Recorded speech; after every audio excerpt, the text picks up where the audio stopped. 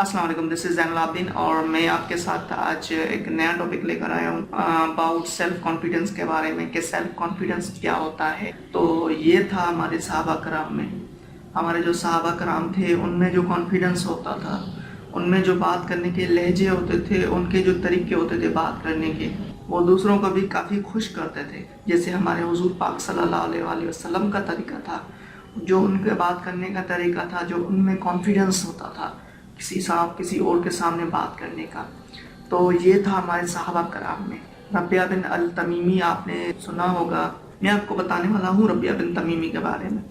Rabia bin तमीमी हबशी गुलाम था, मोटे होंठ, फटी हुई चप्पल और फटे हुए कपड़े थे उसके। साद बिन अबी वकास ने एम्बेसडर बना के भेजा रुस्तम की तरफ रबिया बिन तमीमी को। जब पर्शिया की बैटल हो रही थी, बैटल ऑफ पर्शिया, हजरत उमर का दौर था, साद बिन अबी वकास आर्मी कमांडर थे। रबिया बिन तमीमी को रुस्तम के पास भेजा, कहा जाओ उसे पैगाम दो।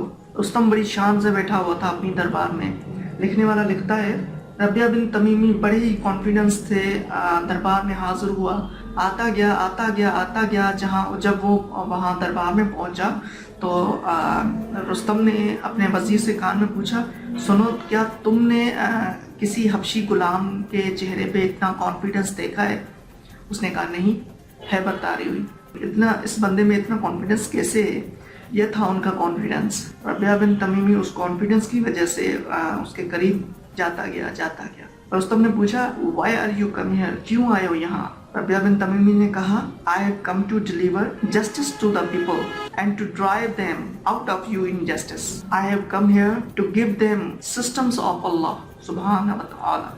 If you will believe, we will leave you. If you will not believe it, we will attack you. और रुस्तम फ्लैट हो गया, रुस्तम धीमा पड़ गया और चुप हो गया। रबिया बिन तमीमी वहां से मुड़े और चले गए। कॉन्फिडेंस, सेल्फ बिलीव क्या चीज देती है? कॉन्फिडेंस। कुंतुम खैर उम्म खरजत लिन्नास तामुरूना बिल मारूफ व तहूना अन्नल मुनकिरू कौमनून बिल्लाह।